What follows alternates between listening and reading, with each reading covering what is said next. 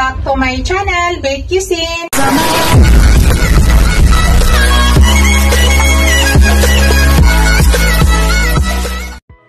Hello guys, today's video guys, magluluto po ako ng beef bulalo. Pakita ko sa inyo guys, ito po yung aking beef. Ito po yung bulalo guys. Ang unang ginawa ko guys, kung mapansin nyo, ay nilaga ko po yan at tinapon ko yung unang sabaw. So nilaga para matanggal yung extra amoy ng baka guys. Yan po yung ating bulalo. Yan. 2 cut lang yan guys. So yan. Yan po yung binili ko nakaraan sa Tagaytay guys. Ito po yung ilalagay ko na mga ingredients guys. Yan. Una maglalagay po ako ng sibot. Ang purpose nito guys para pang pabango. Masarap guys ito sa pag maglaga po kayo ng bulalo. Lagyan po niyo yung sibot. And maglalagay po ako ng corn, maglagay po ako ng potato, sibuyas, kamatis, yan, luya, at saka siling haba, at saka guys ito bok choy. Bok choy po yung lalagay ko guys. It's up to you guys kung ano yung gusto nyong ilagay yung dahon, pero sa akin yung gusto ko po yung bok choy. Tapos yan, pangpalasa mamaya, maglagay po ako ng patis, asin. Maglagay din pala ako guys habang nilalaga ako ng dahon ng laurel at saka buong paminta. Yan. Let's go guys, umpisa na po natin. So medyo matagal-tagal to guys, hindi po ako mahilig gumamit ng pressure cooker guys. Kaya mano-mano ang paglaga ng pahina-hina lang hanggang lumambot po yung ating bulalo. So, doon ko kasi makuha yung tamang sarap ng bulalo guys pag unti-unti mo siya nilalaga. Pero it's up to you guys kung gusto nyo i-pressure cooker, nasa inyo po. Sa akin, mas gusto kong dahan-dahan lang po. Umpisa na po natin guys. Hello guys, yan. Ito na po yung ating paglagaan guys.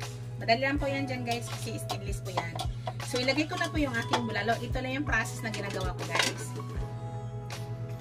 Buo lang po nilalagay ko, tapos mamaya pag kumain, doon na lang natin gayatin. Sunod guys, maglagay po ako ng tubig. So dagdagan muna natin yung tubig kasi naglalaga pa lang tayo.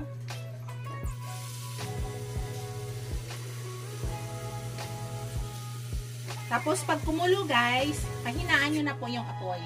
Pag kumulo nito. So dagdagan ko pa yan guys.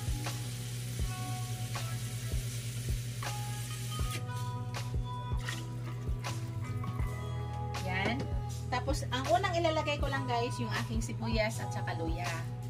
Mamaya na yung kamatis at saka yung ating sibot. Ilagay na natin yung ating sibot guys. Tapos, ilagay na natin yung ating dahon ng laurel.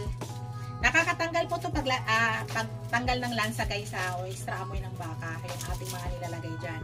So, maglagay tayo ng laurel. Dalawang dahon. Tapos, maglagay din tayo ng buong paminta. Tapos paminta.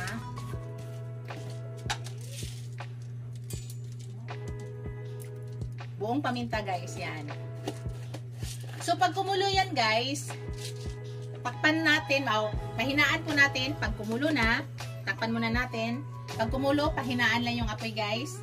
Tapos wait natin ng 1 hour pagpapalambot guys. I-check natin after 1 hour para hindi mo humaba yung ating video. Mamaya ipakita ko sa inyo kung lalambot na. So, after 30 minutes guys, i-check natin kung malambot na. So, stop ko muna yung aking video para hindi po tayo hahaba. So, i-cut ko muna guys. So, basta pag kumulo nito guys, pahinaan lang yung apoy para makuha natin yung tamang tender ng beef natin. Hello guys. Naka 45 minutes na tayo guys. I-check natin. Yan. Medyo malambot na yung ating bulalo guys. Yung ating beef. Yan. Nakita nyo guys. Pero gusto namin mas tender pa talaga nito guys. Pero sa ngayon guys, ang gagawin ko, yan, enough pa yung ating tubig. So hindi lang muna tayo magdagdag dyan. Kasi tama na yan. Malambot na siya guys. Ibig sabihin pag natusok na siya ng hindi mo diinan, malambot na. Ibig sabihin malambot na. Pero gusto namin dyan ay mas malambot pa.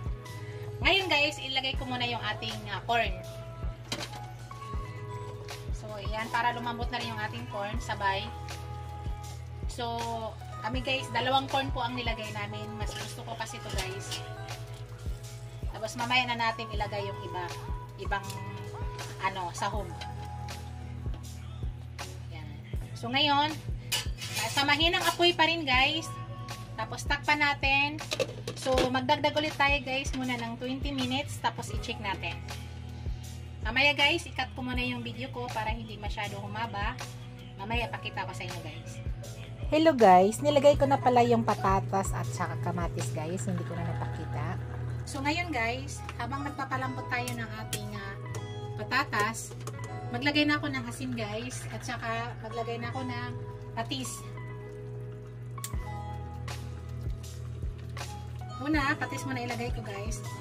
Sabi ko sa inyo, hindi po lahat patis ang pinangtimpla ko. Naglalagay din po ako ng asin. Mamaya guys, titikman natin bago tayo maglagay ng asin. So sa ngayon, patis muna ang ilagay ko. Maya tayo maglagay ng asin guys.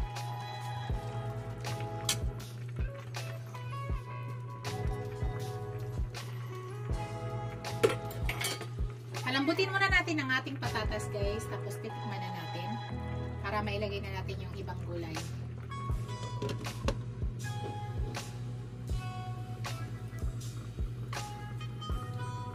Titikman na natin guys kung tama na ba sa lasa para mag-adjust na tayo ng kanyang Yan. Ito na yung ating kamatis. So, titikman ko na siya guys para malaman ko kung anong kadaming asin ang ilalagay ko.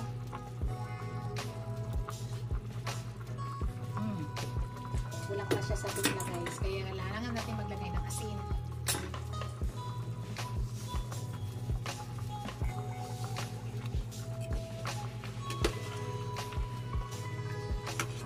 Malambot na guys.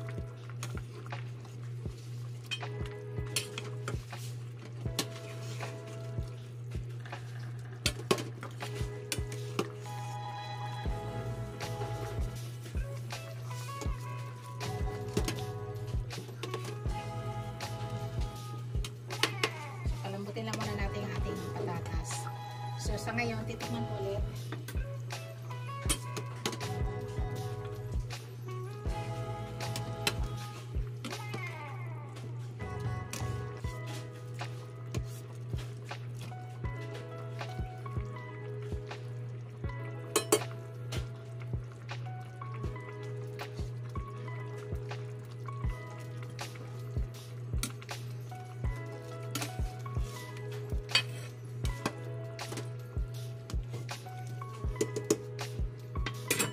Konti na lang guys ang ilagay natin asin at saka tama na.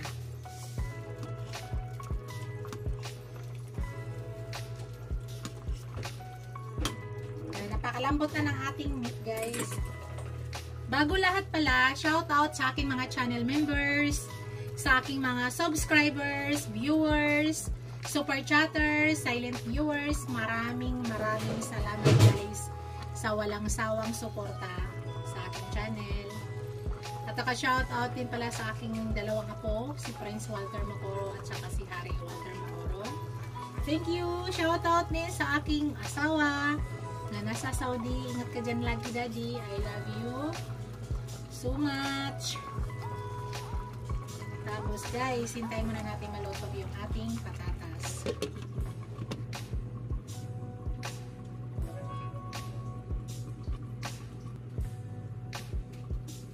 Hello guys, ilagay na natin yung ating sili guys.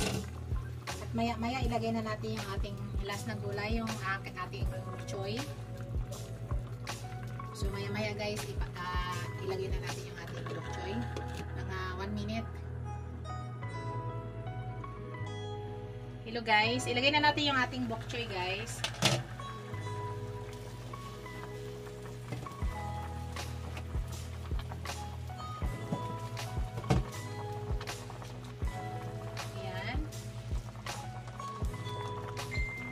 Ito, luto na siya guys.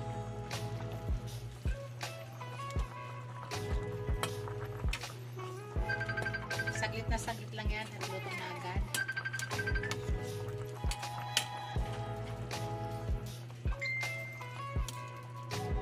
guys. Okay na yan. Ipi-platings ko na guys. Pakita ko sa inyo guys. Ito na yung ating beef bulalo. Yummy yummy na guys. Pakita ko sa inyo guys ang platings ko.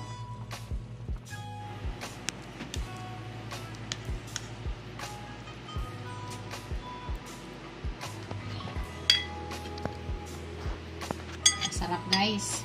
Kita nyo guys. Ito pa guys. Pakita ko sa inyo. Napakalambot na. Oops. Ayan yung bulalo guys. Lagyan natin ng mais.